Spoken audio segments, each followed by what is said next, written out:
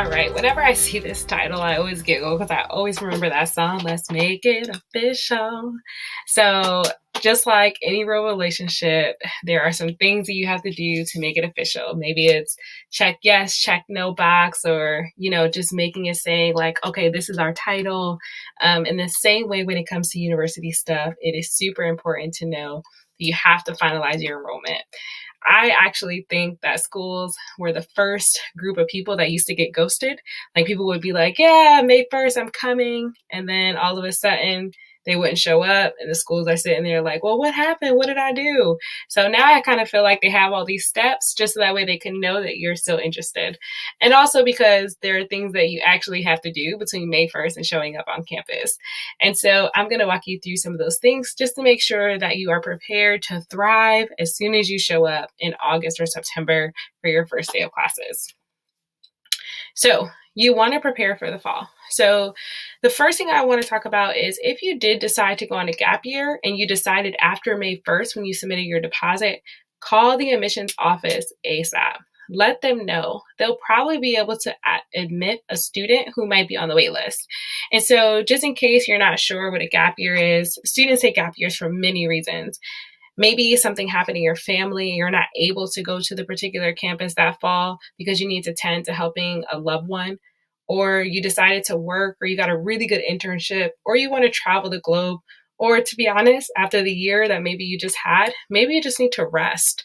Maybe your brain isn't ready to go full on into grade 13, which is being a college first year student. And so there's many, many reasons that students decide to take a gap year, but you always want to make sure that the admissions office is aware because a lot of times they'll hold your place for 1 year or 2 years out. Now, there are some restrictions with the gap year program that I do want to give you a heads up on. The first thing is if you're in a gap year and you have already decided to go to a school, you submitted your deposit, and they're holding your space for that next year or the year after, you cannot be a full-time student anywhere else. So you can't go to your local community college or your local state school and take a full load of classes and get financial aid. You can take 1 or 2 classes, but just make sure that you let the admissions office know if you plan to be a full-time student. There's some implications because it's different for you starting at that particular institution as a first-time full-time student. If you go somewhere else as a full-time student, now you're kind of considered a transfer student. So just make sure that you avoid any confusion by contacting the admissions office if your plans have changed, whether it's for a gap year or you decided to go somewhere else. Especially if you got off a wait list of your top choice and you decide to withdraw from the other one, please inform the admissions office. It's super helpful for them to take other students who might be on a wait list off the wait list so they can have the same celebratory moment that you had when you found out that you were off your wait list. A lot of times schools will have placement tests for English and math. And this is really, really helpful for them to start and build your first semester course list. And so sometimes schools will use your SAT or ACT scores or AP exams or grades from your high school, but many times they do have a placement test. Sometimes they're online and sometimes they're during orientation. You just want to make sure that you know. How can you find out? All of you should have a portal that you can go in. Some of you found out if you were accepted or waitlisted to a particular school through a portal. So it's usually a university website specific portal for students who applied, and now the students are accepted. And a lot of times they have a checklist of all the things they want you to do.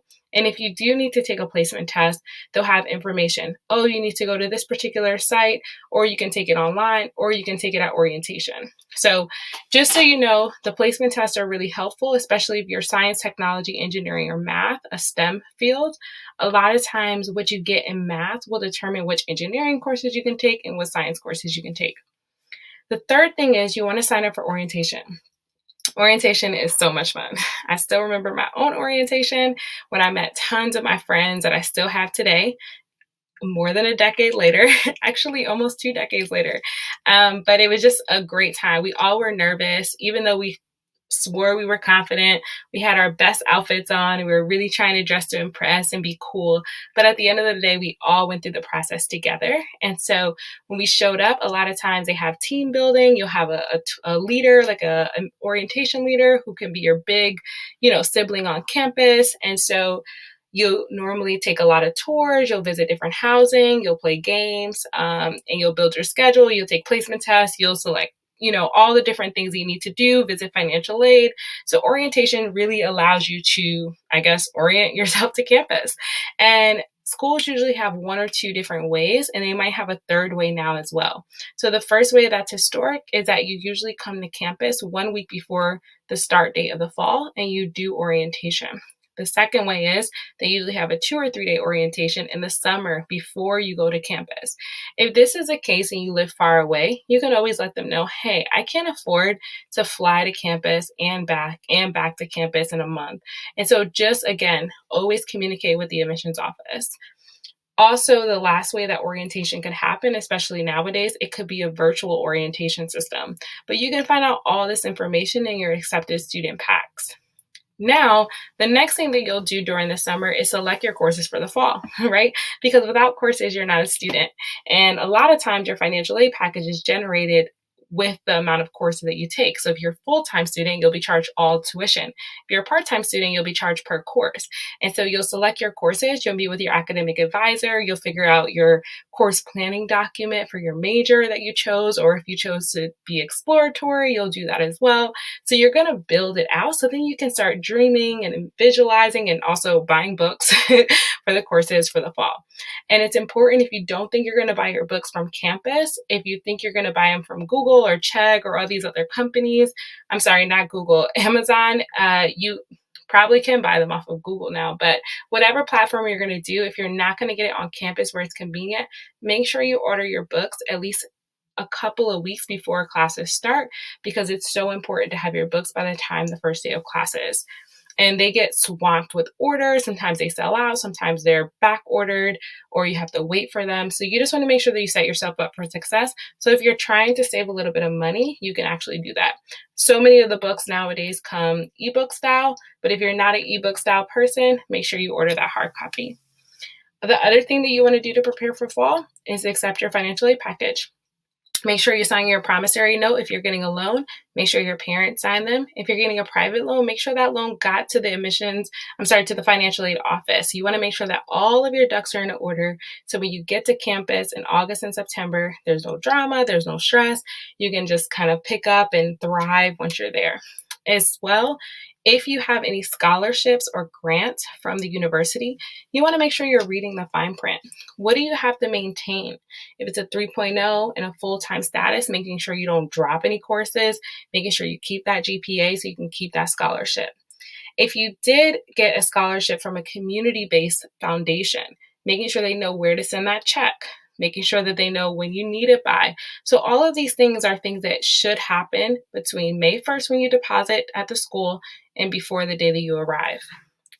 Lastly, if your school allowed you to submit unofficial test scores, whether it be your AP, SAT, or ACT scores, if they want an official copy, you need to go directly to the source. So for AP and SAT, you're going to go to College Board, and for your ACT scores, you're going to go to ACT.org. You're going to make sure you submit an official copy and just double check that they get it.